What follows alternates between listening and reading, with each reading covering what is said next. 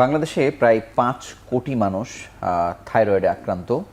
আমরা ডায়াবেটিসের কথা যত বেশি বলি, যত আলোচনা হয়, থাইরয়েড নিয়ে কিন্তু সেই পরিমাণ আলোচনা হয় না।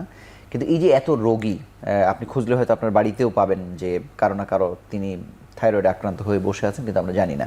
কিন্তু সবথেকে হতাশার খবর হলো এই থাইরয়েড নিয়ে নানা ধরনের ভ্রান্তি রয়েছে। সেই ভ্রান্তিগুলো পরিষ্কার করবার জন্য আমরা আজকে বসেছি আরোগ্য নিকেতনে। আজকে আমরা নাম দিয়েছি বিষয়ের থাইরয়েড নিয়ে ভ্রান্ত ধারণা, এই বিষয়ে কথা বলতে আমাদের স্টুডিওতে উপস্থিত হয়েছেন স্বনামধন্য দুজন এন্ডোক্রাইনোলজিস্ট। আমাদের সঙ্গে আছেন ডাক্তার নাজমা আক্তার, সহযোগী অধ্যাপক, এন্ডোক্রাইনোলজি অ্যান্ড মেটাবলিজম বিভাগ, মার্কস মেডিকেল কলেজ ও হাসপাতাল। সঙ্গে আরও আছেন ডাক্তার আফসার আহমদ, সহকারী অধ্যাপক, এন্ডোক্রাইনোলজি বিভাগ, ঢাকা মেডিকেল কলেজ ও হাসপাতাল। আপনাদের দুজনকে স্বাগত জানাচ্ছি আমাদের অনুষ্ঠানে। আমি ডাক্তার নাজমা আক্তার, আমি শুরুতেই জানতে চাই যে থাইরয়েডে যে 5 কোটি মানুষ আক্রান্ত, এর কত কোটি মানুষকে আসলে আমরা আইডেন্টিফাই করতে পেরেছি? থাইরয়েডের এই যে মাত্রাটি বেড়েছে, এটি কিন্তু আইডেন্টিফিকেশনের পরেই কিন্তু আমরা পেয়েছি, এই উপাত্তটা কিন্তু তারপরেই পেয়েছি। তাহলে এটিকে যদি আমরা একটা আইসবার্গের টিপ বলি, তাহলে কিন্তু নিচের দিকে আরও অনেকটা অংশ রয়ে গেছে, যেটা কিন্তু আমরা স্ক্রিনিং এখন পর্যন্ত করতে পারিনি। হ্যাঁ, তো সেটা করা গেলে হয়তোবা রোগীর মাত্রা বা রোগীর সংখ্যা আরও অনেক বেশি হবে। তো কেন করতে পারিনি, তার মধ্যে রোগীদের তরফ থেকেও যেমন সচেতনতার হয়তোবা ঘাটতি রয়েছে, কিছু ভয়ভীতি তো থেকেই যায়। আমরা কেউই চাই না যে একটি অসুখ আমি ধরা পড়ার পর সেই, কারণ অনেক রোগীরই কিন্তু হরমোনজনিত রোগগুলো নিয়ে কিন্তু অনেক রকমের মনের মধ্যে অনেক রকমের দ্বিধা দ্বন্দ্ব, ভয়ভীতি আছে। এটা হলে আমার জীবন শেষ, আমি আর কিছু করে খেতে পারবো না, এগুলো নিয়ে কিন্তু অনেকেই কিন্তু হতাশ হয়ে যান। তো অনেকে মনে করেন যে থাক, আমার টেস্ট করার দরকার নেই। আবার অনেকেই কিন্তু আবার এক্সেসিভলি যেটা করার দরকার না, তারা কিন্তু সেটা পরীক্ষাও করেন। তো কোনোটাই কিন্তু আসলে আমাদের তরফ থেকে কিন্তু যখন একটি রোগীর লক্ষণ থাকছে, একজন চিকিৎসকের কাছে আসার পর তার যদি হরমোনজনিত কোনো অসুখের লক্ষণ থাকে বা যদি প্রয়োজন মনে করেন, তখনই কিন্তু সেটার পরীক্ষা নিরীক্ষা করা উচিত। যেমন আমাদের ইদানিংকালে হরমোনগুলো নিয়ে যেহেতু অনেক কথাবার্তা হচ্ছে, অনেকেই কিন্তু চেম্বারে এসে বলে যে ম্যাডাম, আমি আমার হরমোন টেস্ট করব। তা আমি মাঝে মাঝেই বলি, আপনি কোন হরমোন টেস্ট করতে চান? আমাদের বডিতে অনেক হরমোন, তারা কিন্তু হরমোন বলতে থাইরয়েডটাকে বোঝে। আচ্ছা, হ্যাঁ, তো অনেকেই থাকে পাশের ভাবি ধরা পড়েছে, আমার সেম লক্ষণ। এখন লক্ষণগুলো কিন্তু এত কাছাকাছি টাইপের লক্ষণ যে আপনারও মনে হতে পারে আমারও মনে হয় সমস্যা। তো এই ক্ষেত্রে সচেতনতাগুলো যেমন বৃদ্ধির দরকার আছে, আবার যে রোগীগুলো সত্যি সত্যি থাইরয়েডের রোগী, সত্যি সত্যি হরমোনজনিত রোগে আক্রান্ত হয়েছেন, তাদের স্ক্রিনিংটাও কিন্তু জরুরি। কারণ যত আর্লি ডিটেকশন হবে, তত আর্লি ট্রিটমেন্ট শুরু হবে, তত আর্লি এই রোগীটাকে আমি কিন্তু একটা বেনিফিট দিতে পারবো, তার কোয়ালিটি অফ লাইফটাকে এনশিওর করতে পারবো। না, কিন্তু আমি আপনার কাছে আসছি ডাক্তার আফসার আহমদ, জানতে চাই যে যখন একটি রোগের প্রিভ্যালেন্স বাড়ে বা এটার আক্রান্তের হার অনেক বেশি বেড়ে যায়, তখনই তো এটি সর্বমহলে, মানে সব জায়গায় এটা অ্যাভেলেবল হয় পরীক্ষা নিরীক্ষার ক্ষেত্রে। যেমন ডায়াবেটিস, আপনি রাস্তায় হাঁটলেও দেখবেন যে কেউ পরীক্ষা করার জন্য বসে আছে। মানে এটি থাইরয়েডের ক্ষেত্রে কেন না, মানে কেন এটি হচ্ছে না? এটা আংশিক সত্য আংশিক মিথ্যা যদি বলি, কারণ হচ্ছে যে হচ্ছে না সেটা বলা যাবে না। এখন কিন্তু জেলা পর্যায়ে গণ্ডি ছেড়ে উপজেলা পর্যায়ে কিন্তু থাইরয়েড হরমোন, কিন্তু সেটা ব্র্যান্ডিং হয়নি। ব্র্যান্ডিংটা হয়নি, এক্স্যাক্টলি আমি এই কথাটা বলতে চাচ্ছি, ব্র্যান্ডিংটা হয়নি। কিন্তু মানুষের মধ্যে কিংবা টেস্টের অ্যাভেলেবিলিটি এখন উপজেলা লেভেল পর্যন্ত পৌঁছে গিয়েছে। এবং মানুষ কিন্তু এখন জানে যে কথাটা ডক্টর নাজমা বলেছেন যে আমার এই থাইরয়েড হরমোনটা একটু টেস্ট করেন ডাক্তার সাহেব। তো মানে এই জিনিসটা যে এতটা প্রচলিত হয়েছে যে থাইরয়েড হরমোনের যে লক্ষণগুলো পাশে ভাবি বা অমুক ভাই এরকম হয়েছে, আমার এরকম আছে, আমার মায়ের ছিল, আমারও এরকম হতে পারে, আমি দেখেছি। তো এই ব্র্যান্ডিংটা হয়তো বা আরো একটু ডিসিমিনেটেড হওয়া উচিত। কিন্তু টেস্টের অ্যাভেলেবিলিটি এখন 5 বছর আগের তুলনায় বর্তমান সময় এটা একদম উপজেলা লেভেল পর্যন্ত হচ্ছে। এরকম গল্প আছে, যেমন মনে করেন এখনও ডেঙ্গুতে প্রতিদিন 5 জন 7 জন 10 জন মানুষ মারা যাচ্ছে, কোনো বিকার নাই। কিন্তু আপনি দেখেন যে কোভিডে একদিন একজন যদি মারা যায়, এটা নিয়ে আবার তোলপাড় শুরু হয়। কিন্তু প্রাণের দাম তো সমান, মানে কোনোটা হয়তো ব্র্যান্ডিং তুলনামূলকভাবে বেশি হয়। আমি সেই জায়গায় আসবো। ডাক্তার নাজমা আক্তার, থাইরয়েড নিয়ে এত ভ্রান্তি আসলে কেন, মানে সেটি আগে জানতে চাই আপনার কাছে। আমরা ওই যে আমাদের কবি বলেছিলেন, দ্বার বন্ধ করে সত্যটাকে রুখি, ভ্রমটাকে রুখি, সত্য বলে আমি তবে কোথা দিয়ে ঢুকি। এখন আমাদের দ্বার খোলা, সত্য আর মিথ্যা দুটো একসাথে ঢুকছে। আমাদের কিন্তু এখন ওপেন অ্যাক্সেস, আমরা কিন্তু সবই জানতে পারছি। এই জায়গায় আমাদের সচেতন হতে হবে, আমাদের নিজেদের দায়িত্ববোধ থেকে সঠিক তথ্য উপস্থাপন করা, প্রচার করা, প্রসার করা, ইভেন আমি যখন আমার পাশের বাসার ভাবির সাথে কথা বলছি সেখানেও যেন আমার সঠিক তথ্যটি থাকে।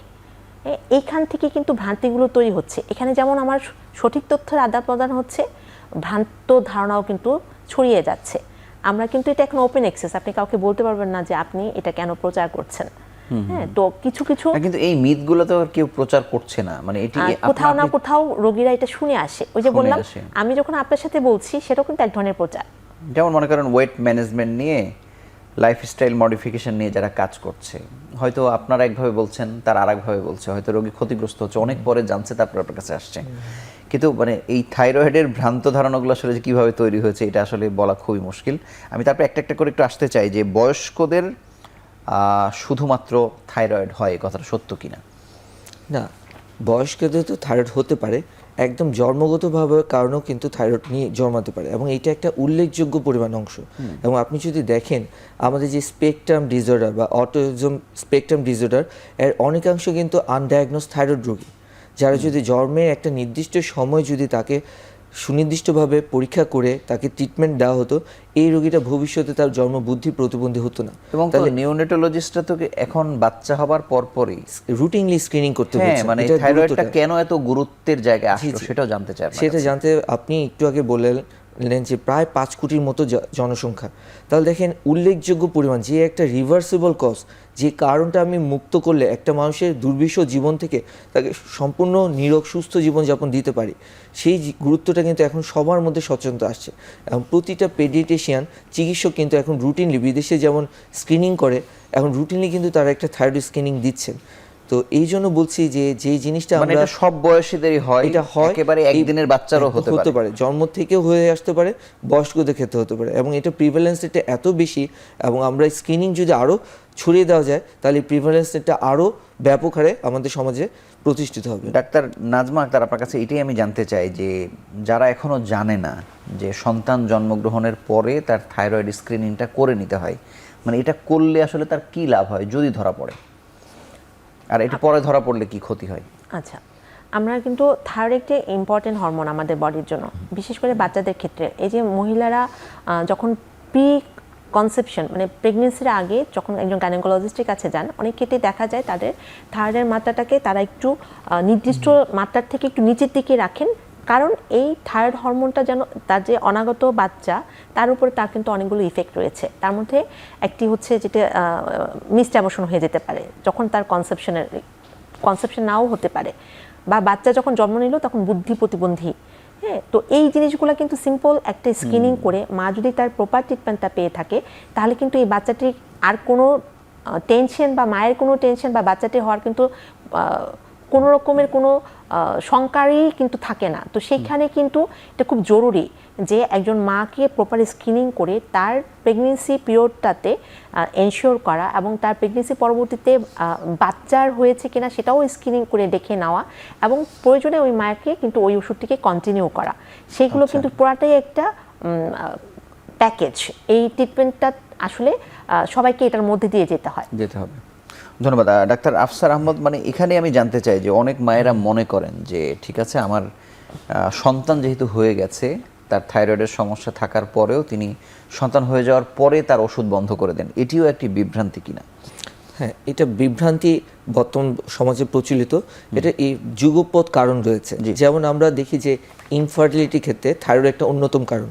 তো যখন দেখা যাচ্ছে যে এখন আমরা তো বিদেশের গাইডলাইনগুলো ফলো করি, সেখানে বলা আছে, আমেরিকান থাইরয়েড অ্যাসোসিয়েশন গাইডলাইনে বলা আছে একটা নির্দিষ্ট লেভেলে রেখে সন্তান কনসিভ করার জন্য, বাচ্চা প্রসবোত্তর তাকে এটা চিকিৎসা দিতে হবে, সেই জিনিসটা যদি বলে দেওয়া হয় এবং সেটা দেওয়ার কারণগুলো যদি তার কোনো অ্যান্টিবডি পজিটিভ থাকে বা তার লক্ষণগুলো প্রতীয়মান থাকে, তাহলে সেটা রুগীকে বলে দেওয়া যে আপনার ডোজ হয়তো বা কমিয়ে দিতে হতে পারে বা চিকিৎসা চলমান থাকা লাগবে, সেই ক্ষেত্রে সেই রুগীকে বলে দেওয়া যে আপনি এই ওষুধটা লাগবে। তাহলে সেক্ষেত্রে মনে হচ্ছে এই ডিসকন্টিনিউশন বা চিকিৎসা থেকে নিজেকে সরিয়ে নেওয়ার এই সময়টা পরবর্তীতে মানে চিকিৎসা কন্টিনিউ না করলে আরো কত ধরনের জটিলতায় পড়তে পারে, এই জিনিসগুলো তাকে জানিয়ে দেওয়া যে আপনার শুধু সন্তান ধারণের জন্য না, আপনার শরীরকে সঠিকভাবে সুস্থ রাখার জন্য থাইরয়েড একটা গুরুত্বপূর্ণ হরমোন, এটা চিকিৎসা নেওয়া প্রয়োজন। তাহলে সন্তানের প্রসবের পরও আপনাকে এই চিকিৎসাটা চলমান রাখা প্রয়োজন। ডাক্তার নাজমা আক্তার, আপনার কাছে জানবো যে থাইরয়েডের সাথে মানে নারীরা বেশি জড়িয়ে গেছে এরকম মনে হয়, যে নারীরাই কেবল আক্রান্ত হয়, আসলে এটার মানে প্রপোর্শনাল অবস্থাটা আসলে কি রকম? থাইরয়েড ডিসঅর্ডার যেটা বলি আমরা, সেটা আসলে নারী পুরুষের সমতাটার ক্ষেত্রে নারীদের হয়তোবা একটু বেশি, বাট এমন না যে ছেলেদের হবে না। কেন 60-40 হতে পারে আর হ্যাঁ, কি। কেন আসলে মহিলারা সবসময় আক্রান্ত হচ্ছে এরকম মনে হচ্ছে, তার একটা কারণ কিন্তু আমরা যেটা নিয়ে আলাপ করলাম, ইনফার্টিলিটির একটা কিন্তু বড় একটা কারণ কিন্তু থাইরয়েড ডিসঅর্ডার যেগুলো। তো সেই ক্ষেত্রে কিন্তু অনেক ক্ষেত্রে দেখা যায় যে আমরা বলি সাবক্লিনিক্যাল হাইপোথাইরয়েডিজম, যে খুব মিনিমাল লেভেলে হয়তোবা এলিভেটেড হয়েছে, বেড়েছে থাইরয়েড হরমোনটা। ওই সময় কিন্তু যার বাচ্চার কনসিভ করতে সমস্যা হচ্ছে তার ক্ষেত্রে কিন্তু ওই চিকিৎসাটা লাগে। তো স্বাভাবিকভাবে যখন ইনফার্টিলিটি পেশেন্টগুলো আসে, তখন কিন্তু মহিলারাই খুব অ্যাক্টিভলি ডাক্তার কাছে যাচ্ছেন যে আমার কি সমস্যা, সেটা কিভাবে ওভারকাম করা যায়, সেটা কিভাবে আমি ট্রিটমেন্ট করলে আমি কনসিভ করতে পারবো, এই ব্যাপারগুলোতে ওনারা আসছেন। তার মধ্যে আরেকটি হচ্ছে মাসিকের অনিয়মিতকরণ। এইটি কিন্তু মহিলাদের একটি বড় অংশ, যে বিশেষ করে ইয়াং বয়সের বাচ্চারা যারা আসছে, যাদের পলিসিস্টিক ওভারি সিনড্রোম থাকতে পারে, অথবা তাদের মাসিক প্রথম থেকেই অনিয়মিত, হ্যাঁ, সেসব ক্ষেত্রে কিন্তু মায়েরা খুব অরিড হয়ে আসছে। কারণ আমাদের এখন কম্পিটিশনের যুগ। একটা বাচ্চা মেয়ে তার মাসিকের এই অনিয়মিতকরণের কারণে তার কিন্তু স্কুল মিস হচ্ছে, তার পড়ালেখার অমনোযোগিতা চলে আসছে, তার স্কোরিং খারাপ হচ্ছে, সে সবার সাথে কিন্তু মিলেমিশে চলতে পারছে না। তো এই আইসোলেশন, সোশ্যাল আইসোলেশন, অনেকেই কারোর সাথে মিশছে না। তো এই ক্ষেত্রে কিন্তু মায়েরা বা তাদের মেয়েটাকে নিয়ে চলে আসছে। তো সেই জন্য কিন্তু মনে হয় হয়তোবা যে মেয়েরাই বেশি, আসলে কিন্তু তা না। আচ্ছা, আরেকটি বিষয় কি, অনেক নারীদের মধ্যে কি এমনও আছে কিনা যে থাইরয়েড হরমোনের সমস্যা আছে, আমার বাচ্চাই হবে না, বা আমি যদি বাচ্চা নিই তাহলে বাচ্চার ক্ষতি হয়ে যাবে, এই কারণে বাচ্চা নিচ্ছে না, এরকম ব্যাপারও আছে কিনা? হ্যাঁ, এরকম প্রচলিত ধারণা আমাদের তাই অনেকের মধ্যেই বর্তমান, যে আমার মায়ের ছিল, আমার কি আছে কিনা, বা আমি নিলে বাচ্চা হবে কিনা, এই ধরনের ঝুঁকি বা এই ধরনের ধারণা কিন্তু মায়েদের হয়ে থাকে। হ্যাঁ, তো তারা চিন্তা করে যে আমি যদি হয়ে থাকি তাহলে আমার বাচ্চা হবে, থাইরয়েড হরমোন হলে বাচ্চা কনসিভ করে না, বা থাইরয়েড হরমোন হলেই তার বুদ্ধি প্রতিবন্ধী বাচ্চা হবে, এটা কোনো চিকিৎসা নাই। এই ধরনের প্রচলিত ভ্রান্ত ধারণা কিন্তু অনেক মায়ের মধ্যে বর্তমান থাকে।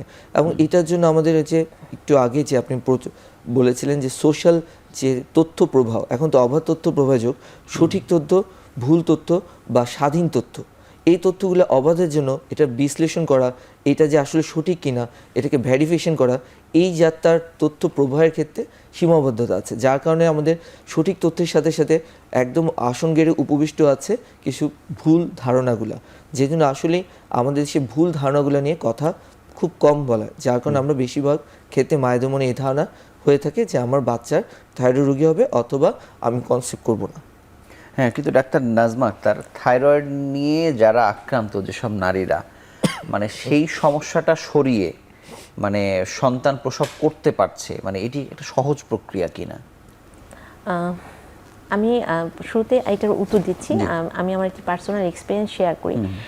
একটি ফ্যামিলিতে এরকম বিয়ের পর কোনো কারণে যে মেয়েটির সাথে বিয়ে হয়েছে, সেই মেয়েটি থাইরয়েডের অসুখ ধরা পড়ার পর পুরা ফ্যামিলি, শ্বশুরবাড়ির লোকজন এসে আমাদের সাথে আলাদা করে কথা বলেছে যে আপনি বলার পর আমরা এই বিয়েটা মেনটেন করবো, অথবা এই মেয়েটিকে আমরা আর করে ফেলবো। কারণ আমরা শুনেছি যে থাইরয়েডের সমস্যা থাকলে এরকম অনেক সমস্যা হয়।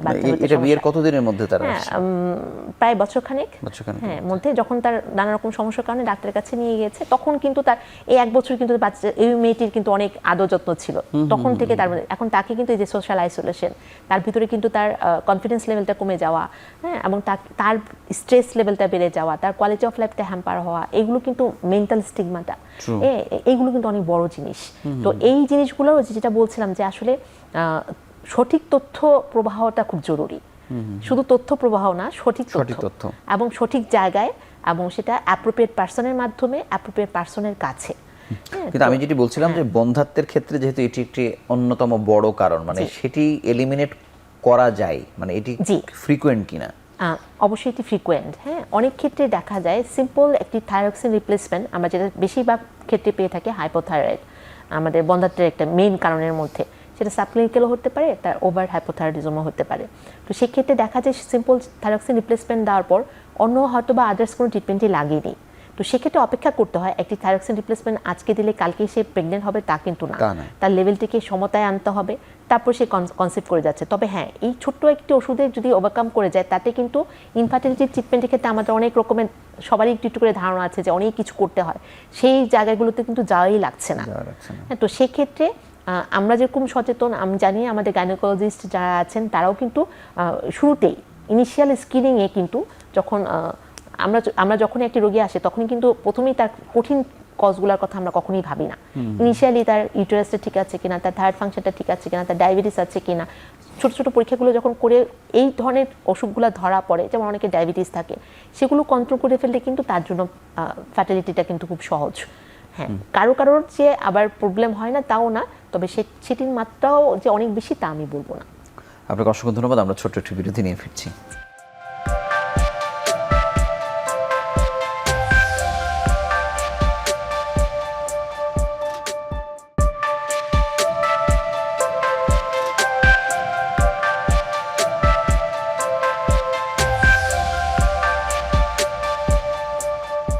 ডাক্তার আফসার আহমদ, আপনার কাছে জানতে চাই যে যাদের ওজন বেড়ে যায় তারা হয়তো মনে করেন যে ওজন বাড়লেই কেবল তার থাইরয়েড হতে পারে, মানে এটিও কি একটি ভুল তথ্য কিনা? এটাও একটি প্রচলিত একটা ভুল তথ্য। এটা ঠিক যে থাইরয়েডের সাথে ওজন বৃদ্ধির একটা সম্পর্ক আছে, কিন্তু দেখা যাচ্ছে যে তার অনেক রোগী আছে যিনি খুব ক্ষীণ স্বাস্থ্যকারী, কিন্তু তার থাইরয়েড লেভেল মোর দ্যান 100, কিন্তু তার ক্ষেত্রে কিন্তু ওজন বাড়েনি। তাহলে প্রতিক্রিয়ার রোগীর কিছু লক্ষণ স্পেসিফিক থাকে, কিন্তু এই স্পেসিফিক লক্ষণের বাইরেও কিন্তু তার সেই রোগটা হতে পারে। তাহলে একই রোগী যে সকল ধরনের লক্ষণ হবে বা এটা ধারণা করেই নিতে হবে যে একজন ওজনদার ব্যক্তিরই শুধু থাইরয়েড থাকতে পারে, এটা একটা প্রচলিত ভ্রান্ত ধারণা। একজন সুগঠিত বিএমআই যার নর্মাল আছেন, যিনি সুস্বাস্থ্যবান বা যিনি ক্ষীণ স্বাস্থ্যের অধিকারী, তারাও কিন্তু থাইরয়েড হরমোনে আক্রান্ত হতে পারেন। সুতরাং কারো যদি অন্যান্য লক্ষণগুলো থাকে এবং তার যদি সন্দেহ পোষণ করা হয় এই রোগী থাইরয়েড আক্রান্ত হতে পারেন, তাকে স্ক্রিনিং টেস্ট করে নিয়ে তখন সেটা চিকিৎসা করা। কিন্তু এমন কি হয় কিনা যে একজন ওবেজ মানুষ যত সহজে আপনার কাছে ধরা দিচ্ছে, ওই লিকলিকে মানুষটি আপনার কাছে হয়তো আসছে না, এটাই দেখা যায় কি? এটাই দেখা যাচ্ছে। হ্যাঁ, সমাজে প্রচলিত ভ্রান্ত জানা এবং যে তথ্যের অভাব, কোন তথ্যটা যাচ্ছে, তাহলে সবার কাছে এই মেসেজটা যাচ্ছে ওজন বাড়লেই থাইরয়েড হয়, কিন্তু এই মেসেজটা সেই পরিমাণে যাচ্ছে না যে ওজন ছাড়াও একজন রোগী থাইরয়েড আমরা ফ্যাটি লিভারের ক্ষেত্রেও দেখি। ফ্যাটি লিভার মানে তো মানুষ যেমন মনে করে আমি ওবেজ হলি আমার ফ্যাটি লিভার, কিন্তু এরকম ক্ষীণকায় অনেক মানুষের তো ফ্যাটি লিভার থাকতো।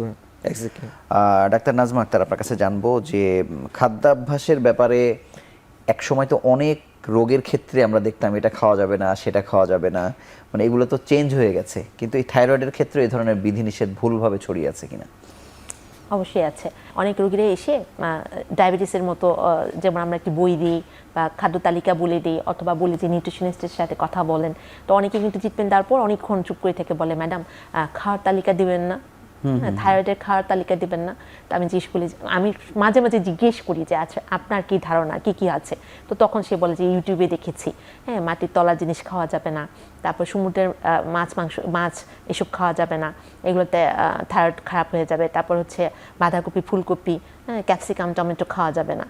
এগুলো নিয়ে কিন্তু অনেকের একটা ভুল ধারণা আছে। তো এগুলো যে একজনের থেকে আরেকজন ছড়িয়ে গিয়েছে এবং বেশিরভাগ রোগের এই ধারণা এগুলো একদমই টোটালি খাওয়া যাবে না। থাইরয়েড রোগটাও কিন্তু একটা ক্রনিক ডিসঅর্ডার, এখানেও কিন্তু রোগীকে সারা জীবন লাইফ লং তাকে রিপ্লেসমেন্টে থাকতে হয়। এই রোগীগুলোর নিউট্রিশনের যে স্ট্যাটাসটা আমরা নর্মাল রোগীদের ক্ষেত্রে যেভাবে চিন্তা করি, তাকে একটা সুষম খাদ্য, ওয়েল ব্যালেন্স ডায়েট, তাকে কিন্তু সেটার মধ্যে দিয়ে যেতে হবে, তবে কোনো কিছুই অতিরিক্ত করা যাবে না। কিন্তু একেবারে খাওয়া যাবে না সত্যিকার অর্থে এরকম কিছু আছে কিনা? এরকম কিছুই নেই। আচ্ছা, ধন্যবাদ ডাক্তার আফসার আহমদ। আপা একটি প্রসঙ্গ তুলেই ফেলেছেন যে পরীক্ষা নিরীক্ষার বিষয় একটু তুলেছেন আর কি, কিন্তু আমাদের পরীক্ষা নিরীক্ষা নিয়ে এক ধরনের বিড়ম্বনা আছে। আমি যদি আপনাকে বলি যে বাংলাদেশে 9,500 নিবন্ধিত ডায়াগনস্টিক সেন্টার, এখন আরও বেড়েছে কিনা জানি না, কিন্তু আপনি দেখবেন যে এটি হাজার হাজার, মানে ভালো চিকিৎসক বা ভালো জায়গায় যারা প্র্যাকটিস করেন তাদের প্রতি রোগীরা অনেক সময় বিড়ম্বনা হয়, আসলেই বলে যে আবার পরীক্ষা করে নিয়ে আসেন। কিন্তু এই পরীক্ষা একবার দেখে সিদ্ধান্তে উপনীত হয়ে যাওয়া, এটিও এক ধরনের ভুল কিনা, এবং এটি কি হয় আসলে থাইরয়েড রোগের ক্ষেত্রে আসলে কি হয়? চমৎকার একটা প্রশ্ন, একদম জনসচেতনামূলক একটা যুগোপযোগী বর্তমান প্রচলিত সমাজ ব্যবস্থা একটা গুরুত্বপূর্ণ একটা বিষয় যে আমাদের পরীক্ষা নিরীক্ষা একটা মানদণ্ড দেখে আমরা একটা ডিসিশনে উপনীত হয়ে যাওয়া। তাহলে দেখেন প্রথম জিনিসটা হচ্ছে পরীক্ষার মানদণ্ড। এটা ঠিক যে থাইরয়েডের বিভিন্ন মেথড আছে পরীক্ষা করা, ক্যামোলিমিসেন্স মেথড আছে, রেডিওমিনে অ্যাসে মেথড আছে, আবার কিছু স্ক্রিনিং মেথড আছে। তাহলে দেখা যাবে যে কোনো একটা রুগীকে আমি একটা চিকিৎসা দিচ্ছি, তার সাথে সমস্যাগুলো মিলে যাচ্ছে, সেই ক্ষেত্রে আমি পরীক্ষাটা করে সেটা সাপোর্ট পাচ্ছি।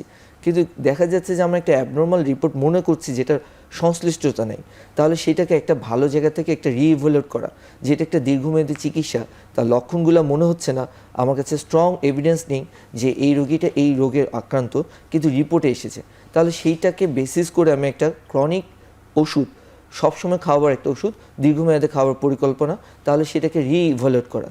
টাইমিং একটা বিষয়, যেমন কিছু কিছু ক্ষেত্রে যেমন ইলনেসের সময় অ্যাকুট ফেজ, কারো যদি ঠান্ডা থাকে, সর্দি কাশি থাকে, তার 2 সপ্তাহের মধ্যে এই টেস্টগুলো না করা, কারণ এটা ইন্টারভিশন নন থাইরয়েডাল ইলনেস বা সিক ইউথাইরয়েডিজম বলে। তাহলে রোগীও কিন্তু জানে না যে একটা জ্বরের থেকে উঠলো, থাইরয়েড টেস্ট করে আসলেন, করে দেখা যাচ্ছে ওটা রিপোর্টটা নর্মাল, একদম বিলো হয়ে গেছে, তো আমার তো নাই, কিন্তু দেখা যাচ্ছে তার পরে আরেক সময় 2 বছর পর করলে তার 100-র উপর উঠে গেছে, কারণ সেই সময়টা তার সিক ইউথাইরয়েড বা যে কোনো রোগের থেকে উঠার 1-2 সপ্তাহের মধ্যে থাইরয়েড হরমোন রোগের কারণে এটা সাপ্রেস থাকতে পারে। তাহলে কোন সময় সে করেছে, একজন চিকিৎসক সেই রিপোর্টটা দেখে স্ট্রং এভিডেন্স আছে যে তার এই রোগটা আছে কিন্তু রিপোর্টটা খারাপ, তখন জিজ্ঞাসা করতে হবে তার কোনো এই টেস্ট করাবার আগে তার কোনো ক্রনিক কোনো অ্যাকুট কোনো একটা রোগ হয়েছিল কিনা, সেটাও একটা ইম্পর্টেন্ট জিনিস। তৃতীয়ত যে জিনিসটা বলছেন, একটা সিঙ্গেল রিপোর্ট দেখে যদি আমি একটা বলি TSH value less than normal value, তখন দেখে মনে হচ্ছে তার হাইপারথাইরয়েডিজম হয়ে গেছে, তাকে আমরা শুরু করে দিই একটা দীর্ঘমেয়াদী কার্বিমাজল বা অন্য কোনো চিকিৎসক, যেটা আমাদের অনেকেই যারা স্পেশালিস্ট না অনেকেই প্র্যাকটিস করে থাকেন। কিন্তু এটা দেখেন, এইটা 3টা কারণ হতে পারে। একটার জন্য একটা দীর্ঘমেয়াদী বছরখানেক ধরে চিকিৎসা লাগতে পারে, আরেকটার জন্য অ্যাবলেশন করা লাগতে পারে, আরেকটার জন্য এখন হয়েছে 2 মাস পরে এটা নর্মাল হয়ে যাবে, আরও 2 মাস পরে এটা বিপরীত হবে, যে হরমোনটা এখন কম আছে সেটা তখন বেড়ে যাবে। তাহলে এই 3টার মধ্যে কোন কারণে আমার এই রোগটা হয়েছে সেটাকে আলাদা করার জন্য আরও কিছু স্পেসিফিক টেস্ট আছে। তাহলে একটা রুগীকে আমি শুধু একটা রিপোর্ট দেখে ওভার কনফিডেন্স হয়ে আমি যদি ওই চিকিৎসাটা দিই, তাহলে রুগীটা একটা দীর্ঘমেয়াদী জটিলতার মধ্যে পড়বে। তাহলে যখনই আমার রোগের লক্ষণের সাথে আমার টেস্টের রিপোর্টটার ক্ষেত্রে কিছু ডিসিমিলিটি হবে, আমি তখন সেটাকে আর কোনো স্ক্রিনিং থেকে কনফার্মেশন করব। কিন্তু আমি এখানে আমার জানার বিষয় যে ডাক্তার নাজমা আক্তার যে মানে সিনিয়র চিকিৎসক বা আমি বললাম যে মানে প্রথিতযশা চিকিৎসক অথবা হচ্ছে একটা ভালো সেন্টারে প্র্যাকটিস করছেন, তাদের প্রতি তো রোগীরা আসলে বিরক্ত হয় যে আপনি কেন আবার করালেন, কিন্তু তিনি তো একটা গ্রামের কোনো একটা জায়গা থেকে ধান ক্ষেতের মধ্যে নিবন্ধন দেয়া আছে এমনও আমরা দেখেছি, আমাদের চোখে পড়েছে। তারপরেও এই ভুলগুলো আসলে কারা করছে, তারা কারা? বেশিরভাগ ক্ষেত্রে আপনি যেটা বললেন খুব পেরিফেরি একটা জায়গা থেকে, গ্রাম থেকে একদম, যেখানে হয়তোবা রোগীটার খুব বেশিরভাগ রোগী উনি হয়তো করেছে, রোগী তো যে কোনো জায়গা থেকে করতে পারে, কিন্তু এবং সিদ্ধান্ত নিয়ে ফেললেন, এটা কারা তারা যারা সিদ্ধান্ত নিচ্ছেন? এগুলো কোনো কোনো ক্ষেত্রে অবশ্যই নবীন চিকিৎসক যাদের হয়তোবা সেই পরিমাণ অভিজ্ঞতা এখনো হয়নি, আর কিন্তু এটা কি ক্ষতিটাও করে ফেলছেন, মানে একটা ভুল সিদ্ধান্ত নিয়ে? অবশ্যই অবশ্যই। মেন্টাল ট্রমা তো একটা বড় জিনিস। আমি আপনাকে লেভেল করলাম যে আপনার হাইপোথাইরয়েড অথবা হাইপারথাইরয়েড, যেটা ভুলভাবে করেছি, হয়তো আপনার সেই অসুখটাই নেই। এই রোগীটা কিন্তু দীর্ঘমেয়াদী ধরে ওষুধটি সেবন করার কারণে সে ক্ষতিগ্রস্ত হচ্ছে, যেটা তার দরকার ছিল না। আর এই ওষুধটার কারণে সে হয়তোবা তার যেটা বললাম মেন্টাল ট্রমা, একটা স্ট্রেসের মধ্যে দিয়ে যাচ্ছেন যে আমার এই অসুখটা আছে, আমি এটা করতে পারবো না, আমি সেটা করতে পারবো না, আমার এটা হবে না, আমার সেটা হবে না। তো ওষুধের পার্শ্ব প্রতিক্রিয়াটাও কিন্তু মনে রাখতে হবে। আমাদের অনেক রোগী আছে আমাদের কাছে আসে যে, যেটা ডাক্তার আফসার বলছিলেন, যে অতিরিক্ত মাত্রায় ওষুধ সেবন করে তখন উল্টাটা হয়ে আসে। আগে তার পালস রেট হয়তো কম ছিল, সে খুব স্বাভাবিক জীবনযাপন করছিল, সে খুব অস্থির হয়ে আসতেছে, তার পালস রেট বেড়ে গিয়েছে, তার মনে হচ্ছে তার মনে হার্টের সমস্যা হয়েছে। রোগী আসে, আমার খুব বুক ধরফর করে, আমার খুব অস্থির লাগে, আমি খুব ঘামছি, আমার ওজন কমে গেছে। এমন মানে এই রোগীগুলা কিন্তু খুবই তাদের একটা ভীতিকর অবস্থার মধ্যে আসে, আমি তো এরকম ছিলাম না। কেউ আবার কেউ হয়, আপনি যে ভুলটা কথা বললেন, তখন এটাকে রিভার্ট করার জন্য আবার অন্য ওষুধটা দেয়। আচ্ছা আচ্ছা আচ্ছা। একবার দিয়ে হাইপার হচ্ছে, হাইপোর রোগীকে সে আবার ওই ওষুধটা বন্ধ করলে কিন্তু এটা রিভার্স হয়ে যাওয়ার কথা, সেটাকে আবার রিভার্ট করার জন্য আবার অ্যান্টি থাইরয়েড ড্রাগ দিচ্ছে। তো এগুলো কিন্তু হচ্ছে না যে সেটা আমরা বলবো না, তবে হয়তো এখানেও কি মানে নবীন চিকিৎসক বা যারা দেখেন, যাদের কাছে যাওয়ার কথা, মানে তাদেরকেও কি আসলে জানানোর কোনো প্রক্রিয়া আছে কিনা? অবশ্যই আছে, এটা তো আমাদেরকে আনতেই হবে। হ্যাঁ, হরমোন ব্যাপারগুলো কিন্তু আসলে স্পেশালাইজড একটি সাবজেক্ট। হ্যাঁ, কিন্তু আমাদের যে জেনারেল কারিকুলাম সেখানে কিন্তু আমরা হরমোনটা পড়ে এসেছি, কিন্তু যখন আমরা কোনো স্পেশালাইজেশনে চলে যাই তখন হয়তো বা একটা গ্রুপ অফ পিপল, একজন গ্রুপ অফ ডক্টর স্পেশালাইজড হচ্ছেন, বাট আদার ডক্টরদের জন্য এই ব্যাপারে কিন্তু ছোট ছোট অনেক কোর্স থাকে, অনেক ওয়ার্কশপ থাকে, যেগুলো কিন্তু এখন খুব হরহামেশে অ্যারেঞ্জ হচ্ছে। কিন্তু কে করবে কে করবে না এটা তো তার নিজের ব্যাপার। এবং কিন্তু গাইডলাইনও আছে, যেমন আমাদের নিজেদেরই বাংলাদেশ এন্ডোক্রাইন সোসাইটির কিন্তু থাইরয়েড টাস্ক ফোর্স নামে একটি টাস্ক ফোর্স আছে। আমরা আমাদের প্রত্যেকটি হরমোনকে কেন্দ্র করে একটি টাস্ক ফোর্স করা হয়েছে। সেই টাস্ক ফোর্সগুলো কিন্তু তাদের ওই স্পেসিফিক ডিজিজটি নিয়ে কাজ করছে এবং তারা একটি নীতিমালা তৈরি করছে। এই নীতিমালাটার জন্য আমাদের জন্য না, এটি এই জেনারেল প্র্যাকটিশনারদের জন্য, সবাই যেন এই প্রাথমিক ভুলগুলো না করে। হ্যাঁ, যে শুরুতে আমাকে কি করতে হবে, আর তারপর যদি পেশেন্টকে রেফার করা লাগে তাহলে পেশেন্ট আমাদের কাছে চলে আসবে। এই ব্যাপারগুলোতে কিন্তু বাংলাদেশ এন্ডোক্রাইন সোসাইটি এটা ডিপেন্ড করে ওই চিকিৎসকের আগ্রহের উপরেও যে আমি এই বিষয়গুলো কত বেশি পরিষ্কার হতে চাই। আপনাকে অসংখ্য ধন্যবাদ খুব চমৎকার একটি বিষয় নিয়ে আসার জন্য। আমরা আরো একটি ছোট্ট বিরতি নিয়ে ফিরছি কিছুক্ষণের মধ্যে।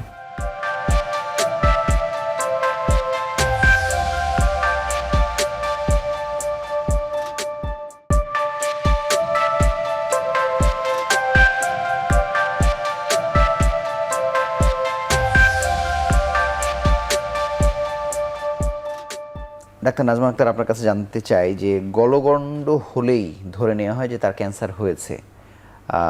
একই সঙ্গে আমি আরেকটা প্রশ্ন আপনার কাছে জুড়ে দিতে চাই যে অযাচিত পরীক্ষা নিরীক্ষারও এক ধরনের প্রবণতা আসলে আছে কিনা আসলে থাইরয়েডের ক্ষেত্রে? থাইরয়েডের ক্ষেত্রে এই প্রবণতাটা আমরা ইদানিংকালে একটু বেশি দেখতে পাচ্ছি। হতে পারে আমরা একটু বেশি সচেতন হয়ে গিয়েছি, হতে পারে আমাদের কাছে এখন তথ্য অনেক, হতে পারে আমরা মিলিয়ে নিতে পারছি অনেক লক্ষণ এবং পরীক্ষা করার কারণগুলোর মধ্যে হয়তো বা আমি খুব বেশি গ্যাপ দেখছি না। আমার কাছে মনে হচ্ছে এটাই জাস্টিফাইড যে আমি পরীক্ষা করে ফেলি। আরেকটা ভালো জিনিস অবশ্যই হতে পারে, সেটা হচ্ছে এখন থাইরয়েডের পরীক্ষাটা অ্যাভেলেবেল হয়ে গিয়েছে। আচ্ছা, সব জায়গাতেই করা যাচ্ছে, ঘরের কাছে করে একটু দেখি। হ্যাঁ, করে একটু দেখি, তো এই জন্য হতে পারে।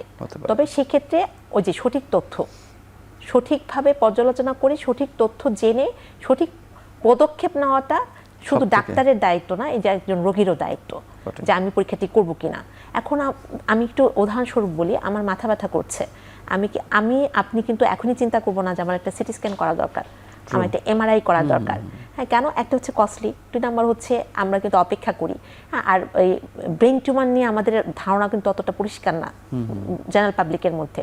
তো সেই জন্য আমরা মনে করছি যেটা যে সঠিকভাবে তথ্য পর্যালোচনা করে প্রবাহ এবং সেটাকে অ্যাডাপ্ট করা, সেটা কিন্তু একটা জরুরি বিষয়। আচ্ছা, আপনি গলগণ্ডের কথা বলছিলেন যে গলগণ্ড মানেই ক্যান্সার কিনা। হ্যাঁ, অনেক রোগীরা গলগণ্ড নিয়ে কিন্তু আমাদের কাছে অনেক কারণে আসে। থাইরয়েডে আমরা যেটা শুরু করেছিলাম, আসলে থাইরয়েডের অনেকগুলো কমন ডিজিজ নিয়ে রোগীরা জানেন। তার মধ্যে একটা হচ্ছে হাইপোথাইরয়েড। রোগীরা জিজ্ঞেস করে, ম্যাডাম আমার হাইপো না হাইপার? ঠিক আছে, এটা কিন্তু কমন কোশ্চেন। আমি ট্রিটমেন্ট দিয়ে ফেলার পর ঘুরে এসে জিজ্ঞেস করে, কারণ সবাইকে বলতে হবে তাকে, লোকজন জিজ্ঞেস করবে তোমার হাইপো না হাইপার। তাহলে হাইপো আর হাইপার ব্যাপারটা কিন্তু রোগীরা এখন জানে। তাহলে একটা হচ্ছে হাইপোথাইরয়েড, একটা হচ্ছে হাইপারথাইরয়েড, খুব মোটা দাগে যদি বলি। একটা হচ্ছে শুধু গলগণ্ড। এখন গলগণ্ডের সাথে তার হাইপো থাকতে পারে, তার হাইপারও থাকতে পারে, অথবা শুধু গলগণ্ড থাকতে পারে। তাহলে গলগণ্ডটা আসলে কি? এটা কি ক্যান্সার? এটা হচ্ছে থার্ড ল্যান্ডের একটি সম্প্রসারণ, আমরা ইংলিশে বলি যেটাকে হাইপারপ্লাসিয়া। ঠিক আছে, গলগণ্ডতে রোগীরা যেটা নিয়ে সবচেয়ে বেশি ভয় পায়, একটা হচ্ছে একটা এক্সেসিভ একটা কিছু এনলার্জমেন্ট, এটা আমরা সবাই ভয় পাই। হ্যাঁ, সেটা থেকে কখনো কখনো কারোর কিছু লক্ষণ দেখা যায়, যেমন ঢোক গিলতে কষ্ট হচ্ছে, শ্বাস নিতে কষ্ট হচ্ছে, এটা একটা কারণ। 2 নাম্বার হচ্ছে যে আমাকে দেখতে খারাপ লাগছে। হ্যাঁ, আরো বড় কারণ। হ্যাঁ, বড় কারণ, বিশেষ করে মেয়েরা বিয়ে হয় নাই। হ্যাঁ, আবার অনেকেই আছে যে আমাকে দেখতে ভালো লাগছে না, কসমেটিক পারপাস। অনেকে এসে বলে কিছু, আমরা যখন পরীক্ষা নিরীক্ষা করে বলছি যে এটা কিছু না, এটা শুধু গলগণ্ড হয়েছে, আপনার হাইপো বা হাইপারও নাই, বা হাইপো বা হাইপার আছে, আপনার ট্রিটমেন্ট দেওয়া হয়েছে, আপনাকে অপেক্ষা করতে হবে। সেক্ষেত্রে কিন্তু রোগী বলছে, ডাক্তার সাহেব যাই করেন আমার এটা অপারেশন করে ফেলাই দেন, আমি এটা রাখবো না। আচ্ছা, হ্যাঁ, তো এইটা হচ্ছে রোগীদের মধ্যে কিছু ভ্রান্ত ধারণা। তবে এই যে অপারেশন করার কথা তো উনি চাইতেই পারেন, কিন্তু মানে এটার করার প্রয়োজন আছে কিনা, বা অপ্রয়োজনীয় কাটলে এটা সমস্যা আছে কিনা? হ্যাঁ, সমস্যা তো অবশ্যই আছে। যে কোনো অপারেটিভ প্রসিডিউরগুলোতে কিন্তু আপনাকে কমপ্লিকেশনগুলোর কথা মাথায় রাখতে হবে। তবে কসমেটিক পারপাস বলে একটা কথা অবশ্যই আছে আমাদের ক্ষেত্রে। এখন ওই যে হেলথ মানে শুধু ফিজিক্যাল হেলথ না, হেলথ মানে কিন্তু আমি সাইকোলজিক্যালি, সোশ্যালি, মেন্টালি আমি সুস্থ আছি কিনা। সেক্ষেত্রে আপনারা সিদ্ধান্ত কি দেন? হ্যাঁ, সেক্ষেত্রে যদি খুব এক্সেসিভ বড় হয়ে গিয়েছে, তার এটাতে ডিগ্লোটেশনের সমস্যা হচ্ছে, ঢোক গিলতে সমস্যা হচ্ছে, তার শ্বাসকষ্টের সমস্যা হচ্ছে, হ্যাঁ, সেক্ষেত্রে তার অন্যান্য যে আমরা চিকিৎসার পদ্ধতি বললাম তাতেও তার কোনো ইমপ্রুভমেন্ট আসতেছে না, সেক্ষেত্রে কিন্তু যেমন হাইপারের ক্ষেত্রে একটা সেকেন্ড অপশন কিন্তু হচ্ছে থাইরয়েডেক্টমি। ঠিক আছে, এগুলো কিন্তু রোগী এক এক রোগীর জন্য এক এক রকম হবে, এমন হবে না একটা ট্রিটমেন্ট মডালিটি সবার জন্য একই রকমভাবে প্রযোজ্য। তাহলে তার রোগ লক্ষণ, তার এটাতে কি প্রবলেম হচ্ছে, তার সেকেন্ড অল্টারনেটিভ অপশনগুলো কি আছে, এটা করলে কি ক্ষতি হবে, তার জন্য এটা করা যাবে কিনা, তার যেমন ধরেন এটার একটা অপারেশনের সাইড ইফেক্ট হচ্ছে যে আমাদের এখানে একটা নার্ভ আছে, যে নার্ভটি আমাদের ভয়েস, এখন আপনি করতে গিয়ে হঠাৎ করে আমাদের গলার এই ভয়েসটা চলে গেল, আপনি কিন্তু জবলেস, কারণ আপনার এটাই প্রফেশন স্পিক। হ্যাঁ, তো এইসব ক্ষেত্রে কিন্তু আমার অল্টারনেটিভে যাওয়ার কথা, কারণ এই 1%। তার মানে আপনি বলছেন যে অনেককে আপনারা রেখে দিতেও বলেন আর কি, কিছু কিছু আছে যেগুলো অবজার্ভ করি আমরা, অবজার্ভ করেন। হ্যাঁ, সেক্ষেত্রে আসলেই কেটে ফেলতে হবে এমন কোনো কথা নাই, বা হলেই কেটে ফেলতে হবে তেমন কোনো কথা নেই। কিন্তু হলেই কেটে ফেলে রোগীর চিন্তার আগেও সার্জন চিন্তা করে ফেলছে, সেটা হয় কিনা? এটা অধিকাংশ ক্ষেত্রে হয়, এবং এটা কনসিকুয়েন্সগুলো কিন্তু সুদূর প্রসারী, এবং অনেক যেমন আমরা একটা ধারণা, প্রচলিত কথাই তো আমরা আসলে বলছি যে সার্জিক্যাল ইন্টারভেনশনে যারা থাকেন তাদের একটা প্রবণতা হয়তো থাকে যে ঠিক আছে কেটেই ফেললাম, সার্জারি করে ফেললাম, এটা নিয়ে আমরা বাংলাদেশের একজন শীর্ষ সার্জনের সাথে কথাও বলেছি, এই ঘটনাগুলো এই ক্ষেত্রে হয় কিনা আসলে? এই ক্ষেত্রে আমি বলবো যে হয়ে থাকে, এবং হতে গিয়ে হিতে বিপরীতের অনেক ক্ষেত্রে হয়ে থাকে। কি হয়েছে? অনেক ক্ষেত্রে হয়ে থাকে। এই ক্ষেত্রে সবচেয়ে বেশি একজন চিকিৎসক, হরমোন বিশেষজ্ঞ চিকিৎসকের অধিকাংশ খুব কাউন্সিলর হয়ে থাকেন। একজন অটোনমি, পেশেন্টে কি করবে সেটা তার সিদ্ধান্ত পেশেন্টকে নিতে দেওয়া, যে আমি কি করব। যে প্রথম জেনে ডক্টর নাজমা খুব সুন্দর করে বলেছেন যে হাইপোথাইরয়েড, হাইপারথাইরয়েড, গয়টার, এই গয়টার মধ্যে নোডিউল থাকতে পারে, ক্যান্সার থাকতে পারে, অথবা সিম্পল গয়টা থাকতে পারে। তাহলে আমি একটা রুগীকে যখন আমি চিকিৎসা দিব, তাকে তার সার্বিক অবস্থার প্রেক্ষাপটে আমি বলবো যে তার চিকিৎসা নিলে কি হবে, চিকিৎসা না নিলে কি হবে, এই চিকিৎসায় যদি অপারেশন করলে কি কনসিকুয়েন্স হবে, প্রতিটা জিনিস বুঝিয়ে দেওয়ার পর চিকিৎসক হিসেবে তাকে দায়িত্ব সিদ্ধান্ত নিতে সহজ। যদি মনে করে যে আমার জন্য এটা ঠিক, সেটা যদি ভুল হয় সেটাও তো রোগীকে আসলে এটাকে বুঝিয়ে দেওয়া যে আপনি যে একটা অপারেশন করছেন শুধুমাত্র যদি কসমেটিক পারপাস বা ঢোক গিলতে অসুবিধা হচ্ছে বা এটা কম্প্রেসিভ করছে, এই অপারেশনের কিছু ইন্ডিকেশন আছে, এই ইন্ডিকেশনগুলো যদি আপনার মধ্যে পর্যালোচনা করে পান তাহলে শুধু অপারেশন করবেন। কেন? কারণ অপারেশন করার পরবর্তী আপনাকে লাইফ লং একটা ওষুধ খেয়ে যেতে হবে। কিন্তু আমার সোজা প্রশ্ন হচ্ছে যে আপনাদের কাছে সার্জারি করার পরে এসছে কিন্তু প্রয়োজন ছিল না, এরকম তো আপনারা পাচ্ছেন? অনেক কিছু আমরা পাচ্ছি, অনেক পাচ্ছি, শুধুমাত্র পেরিফেরিতে এটা খুব হয়। হ্যাঁ, এবং যেটার কারণে হয় এই রোগীটাকে এই সার্জারিগুলো কারা করছে? তারা কি জেনারেল সার্জন থেকে শুরু করে এনটি স্পেশালিস্ট করে ফেলছে বা শুধুমাত্র এমবিবিএস পাস করেও কিন্তু করছে অনেকে। এখন টেন্ডেন্সিটা জেলা শহর বা বিভাগীয় শহরে মাত্রা কমে আসছে। বাট অন্যান্য জায়গায় আপনি যেটা বলেছেন, অনেক ক্ষেত্রে এটা রোগী চায়, গলগন্ডর ক্যান্সারের ঝুঁকি আছে, কিন্তু সঠিকভাবে পর্যালোচনা করে তার ক্যান্সারের ঝুঁকি আছে কিনা এটা অনেক ধরনের কঠিন পরীক্ষা না করে সহজ পরীক্ষার মাধ্যমে, যেমন তাকে নিবৃত করা যে যেখানে আমার প্রয়োজন আছে সেখানে অবশ্যই করা। এখন অনেক সফিস্টিকেটেড সার্জারি আছে, কোথাও যদি একটা অর্গানের একটা নির্দিষ্ট অংশ আছে সেটাকে লোবোক্টমি করা, বিষয়টা কেমন ব্যক্তিগত জীবনে আমরা আসলে দেখেছি, মনে করেন আপনি নর্মাল ডেলিভারি করবেন না সি সেকশন করবেন, তো এটার মাঝামাঝি অনেক কথাও কিন্তু আছে। মনে করেন ডাক্তার এমন একটা জায়গাতে কথা বললেন, হয়তো রোগী সিদ্ধান্ত নিলেন না যে আমি ঝুঁকি নিতে চাই না, আপনি আমাকে সার্জারি করে দেন। এটা ডিপেন্ড করে যে আপনি কোন মোটিভে একটা রোগীকে আপনি ডিল করছেন। কিন্তু আপনি যদি এমনও আছে যে এমনও চিকিৎসক সার্জন তো আছে যিনি আপনার 14 নম্বর প্যারামিটার পর্যন্ত অপেক্ষা করছেন যে না নর্মাল ডেলিভারির জন্য আমি ট্রাই করছি, সেই ট্রাইটা আপনি করছেন কিনা সেটি একটি গুরুত্বপূর্ণ ব্যাপার। এই ব্যাপারে আমরা আসলে একমত। হ্যাঁ, একমত। আসলে এরকম রোগী আমার সময় নেই, এটা তো একটা কজ যে সার্জনের সময় নাই, সার্জারি করতেই হবে, সি সেকশনে যাইতে হবে, এগুলো হয় অনেক ক্ষেত্রে। অস্বীকার করছি না, তবে প্রবণতাটা এখন অনেক কমেছে, তবে হয় না যে সেটাও বলবো না। তো সেক্ষেত্রে দেখা যায় এই রোগীটা আসলে কি হয়, যেমন কমপ্লিকেশনগুলো বলি আমরা 1%, 2%, কিন্তু এই 2% যদি আপনি হন তাহলে কিন্তু আপনার জন্য সেটা কিন্তু অনেক বড় জিনিস। 100 জনের মধ্যে একজন শুনলে মনে হবে যে আসলে তো তেমন কিছু না। একটা সার্জারি তো অবশ্যই একটা মৃত্যুর টেবিলে আপনাকে পাঠানো। কিন্তু দুই নাম্বার কথা হচ্ছে যেটা বললাম যে এই রোগীটার যদি আমি পুরো থাইরয়েড গ্ল্যান্ডটা কেটে ফেলে দিই, তার থাইরয়েড যে হরমোনটা সেটা কিন্তু সোর্সটা থাকলো না, তখন তাকে কিন্তু সারা জীবন ওই থাইরয়েডের রিপ্লেসমেন্ট নিয়ে চলতে হবে। আচ্ছা, এটি আরেকটা বড় ধরনের বিড়ম্বনা। জি, তার তার একটা অসুখ থেকে সে আরেকটা অসুখে লেভেলিং হয়ে গেল, যেটা হয়তো তার আগে ছিল না। তো সেই ক্ষেত্রে যদি আপনি একজন স্পেশালিস্ট সার্জনের কাছে যান, যেটা ডাক্তার আফসার বলছিলেন যে শুধু একটা লোবেক্টমি, শুধু যদি অর্ধেকটা কেটে যদি তাকে রিলিফ দেওয়া যায় বা তার সমস্যাটা সমাধান করা যায়, এই ক্ষেত্রে কিন্তু ওই যে একই কথা যে বিবেচনা করা, তার রোগটি সম্বন্ধে জেনে বুঝে কোন অংশ কোন মানে কাজটি করলে রেশনাল বিবেচনাটা দরকার জি আছে। জি জি। আমরা শেষ বিরতি নিয়ে আলোচনায় ফিরছি আবারও।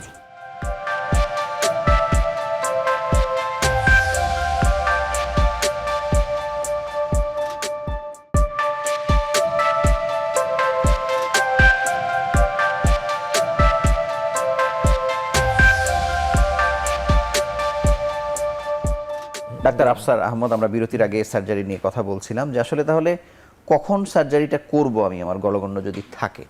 গলগণ্ড থাকলে এটা 3 ধরনের উপাদান হতে পারে। একটা সিম্পল গয়টার, যেটা আমার 20 বছর ধরে আছে, যদি আমার কোনো কসমেটিক ইস্যু না থাকে, আমার যদি খাওয়ার কসমেটিক ইস্যুটা একটু বাংলায় সাধারণের জন্য একটু বলে দেন। মানে সৌন্দর্য দেখতে খারাপ লাগা না দেখতে লাগা। খারাপ না লাগা, সৌন্দর্যহানি আছে অবিবাহিত ক্ষেত্রে কিংবা বিবাহিত অনেক কম বয়সীর ক্ষেত্রে আমার কাছে সৌন্দর্যহানি আছে, সেই ধরনের ইস্যুটা যদি খুব জরুরি না হয়ে থাকে। দ্বিতীয়ত হচ্ছে যদি আমার নোডিউল থাকে, নোডুল থাকলে সেখানে ক্ষেত্রে ক্যান্সারাস নোডুল থাকতে পারে অথবা বিনাইন নোডুল থাকতে পারে। তো বিনাইন নোডুল থাকলে সেটা আমার এখন কোনো চিকিৎসার প্রয়োজন। নডিউলেও তো আসলে কসমেটিক ইস্যু থাকে। নোডুলটা হচ্ছে যদি গয়টার মধ্যে, যেমন গলগণ্ড বড় হয়েও আপনার গয়টার হতে নোডুল থাকতে পারে, আবার থাইরয়েড হরমোন নর্মাল কিন্তু আমার নোডিউল আছে, আচ্ছা আচ্ছা। যেখানে বড় নাই, সেই ক্ষেত্রেও আমার কিন্তু ক্যান্সারের ঝুঁকি আছে কি ঝুঁকি নেই সেটাকে আইডেন্টিফাই করা। আরেকটা হচ্ছে ক্যান্সারের ঝুঁকি যাদের আছে, তাহলে সেটাকেও এখন খুব সিম্পল আল্ট্রাসোনোগ্রামের মাধ্যমে কিন্তু আমরা সেটা পরিচালনা করতে পারি। এবং আল্ট্রাসোনোগ্রামের মাধ্যমে এখন আছে টাইরাইডস, যে একটা সুন্দর একটা পদ্ধতি আছে, thyroid imaging and radiology data system, interpretation system. এই একটা আল্ট্রাসোনোগ্রামে আপনার বলে দিবে যে আপনি কতটুকু ঝুঁকির মধ্যে আছেন। যেমন স্কোরিং আছে, এখানে আপনার ম্যান টু ম্যান ভ্যারিয়েশন হওয়ার উপায় নেই, কতগুলো সুনির্দিষ্ট পয়েন্ট আছে। এই পয়েন্টগুলো যদি আপনি থাইরয়েড হরমোনের আল্ট্রাসাউন্ড করেন, আপনার স্কোরিংয়ে বলে দিবে আপনি কত ঝুঁকি। 0 থেকে 2, 2 থেকে 4 হলে কিছুটা ঝুঁকিপূর্ণ, 4 থেকে 6 হলে মধ্যমা আকার এবং 6 এর বেশি হলে তীব্র আকার। তাহলে আপনি কখন কোন কাজটা করবেন আপনার আল্ট্রাসাউন্ড কিন্তু আপনাকে গাইড করছে। তাহলে সেই ক্ষেত্রে যদি সেই আল্ট্রাসাউন্ডটা সেই সুনির্দিষ্টভাবে আমরা করি, তাহলে অযাচিত অপারেশন বা দরকার হয় না। আশঙ্কা থেকে আমরা মুক্ত থাকতে পারবো। আমি ছোট দুটো প্রশ্ন করতে চাই যে আয়োডিন সাপ্লিমেন্ট খেলেই থাইরয়েড ভালো হয়ে যায়, মানে এরকম কোনো বিভ্রান্তি আসলে আছে কিনা? অবশ্যই আছে। আরেকটি হচ্ছে যে থাইরয়েড ক্যান্সার নির্মূল করা যায় না।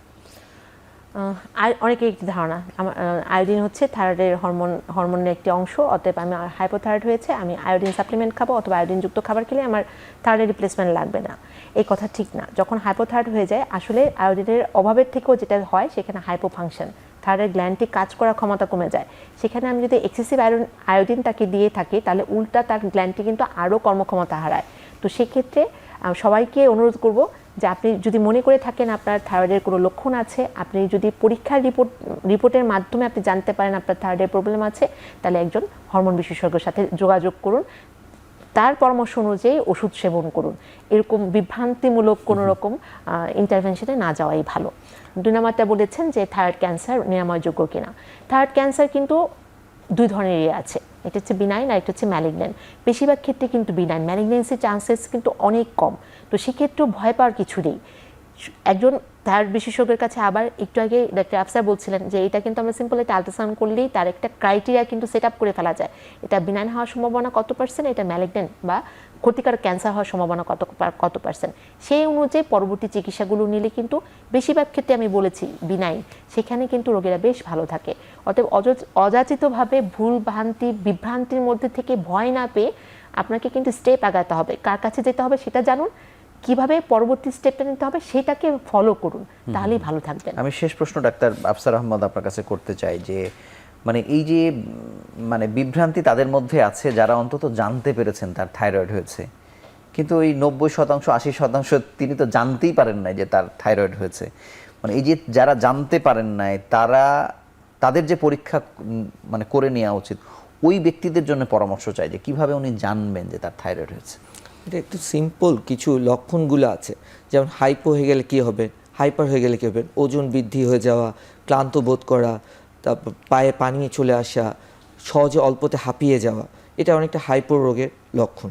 আবার হাইপারের লক্ষণ হচ্ছে ওজন হ্রাস পাওয়া, বুক ধরফর করা, অধিক মাত্রা ঘাম হওয়া, ঘুম কমে যাওয়া, দিনের বেলা দুইয়ের অধিক 2-3 বার বাথরুম হওয়া, রুচি থাকবে কিন্তু ওজন কমে যাচ্ছে, এই ধরনের সাধারণ যদি লক্ষণ প্রকাশ করে থাকে তাহলে ধরবে যে হাইপারথাইরয়েড আছে।